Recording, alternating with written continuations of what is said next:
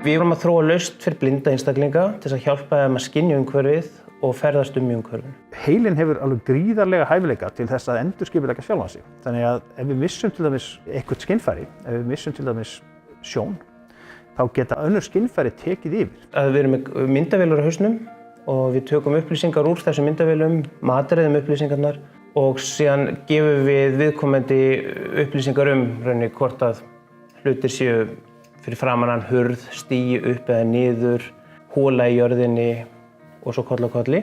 Við sem sagt munum nýta gríðarlega hæfileika heilans til þess að endurskipuleggja sjálfan sig. Blindir eiga að geta nýtt sér þessar upplýsingar án þess að þurfa eitthvað eins og hvítastafi eða neitt svoleiðis. Þeir munum bara hreinlega sjá innan gæsalappa það sem fyrir framan þá. Þetta gerum við gegnum 3D hljóð, þannig að viðkomandi er með heyrnartól og getur heyrt hvort að hlutur er til hægri eða vinstri. Og við erum líka með titringsbelti, þannig að við erum með mótora framan á maganum sem rauninni titra líka til þess að hjálpa fólkinu að skilja umhverfið. Og fólk getur valið hvort að nota hljóðið, titringin eða bæði. Þetta er mjög gott dæmi það hvernig grunnrannsóknir sem hafa verið stundaðar eru nýttar í hagnýtum tilgangi.